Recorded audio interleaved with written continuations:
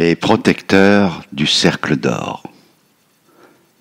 Ivres de soleil et de sang, les guerriers Hutus s'étaient regroupés dans la vallée, à peine fâchés par les pertes que les colons avaient occasionnées parmi leurs rangs.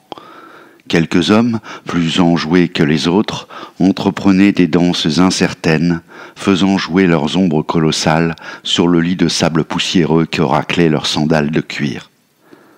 Le général Yavin paradait la tête haute sur son gandris au pelage luisant, une main fermement accrochée à la corne enroulée de l'animal et l'autre brandissant fièrement la tête du chef ennemi qui pendait par la tignasse. Le regard fixe de l'adversaire décapité provoquait les rires et les moqueries parmi le clan des victorieux, tandis que les plus remontés achevaient de décharger leur adrénaline en se contorsionnant à son passage. Quelques mètres derrière celui-ci, un gigantesque chariot plat, tiré par des anacantes un peu pâteaux, faisait crisser ses roues de bois sur la rocaille affleurant. Sur la plateforme lambrissée, une estrade d'ivoire servait de réceptacle au cercle d'or bringue-ballé qui faisait jouer les rayons du soleil en les envoyant danser alentour.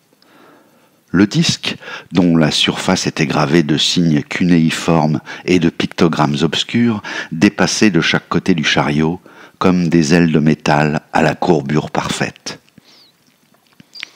Au pied du sentier qui menait à la passe, les musiciens de l'armée s'étaient rassemblés, et les corps vibraient au rythme des tambours pesants, effrayant les montes les plus proches qui titubaient sous l'ivresse des sons et la chaleur étouffante qui avait envahi la vallée.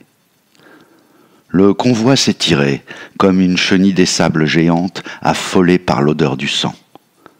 Un petit groupe de cavaliers en tunique de cuir et hautes chausses chevauchait des taronques.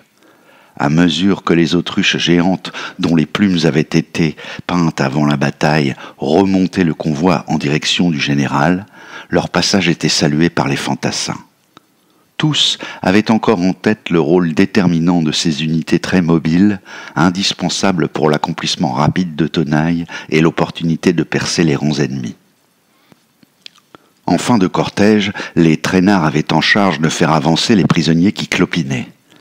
Encore tout esbaudi de ne pas avoir été taillé en pièces pendant la bataille, ils crachaient vers le ciel des hurlements plaintifs sous la violence des coups des fouets que le garde leur assénait. Yavin avait de quoi être fier de sa parade.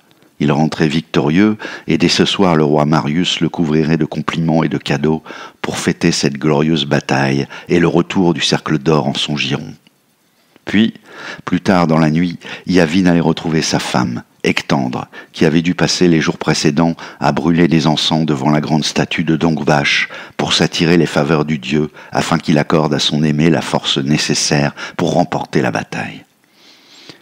Le cercle d'or, quant à lui, allait vraisemblablement regagner les caves du roi Marius où s'entassait le reste de ses trésors de guerre, à moins qu'il ne soit offert aux prêtres pour décorer la grande cathédrale de Zite.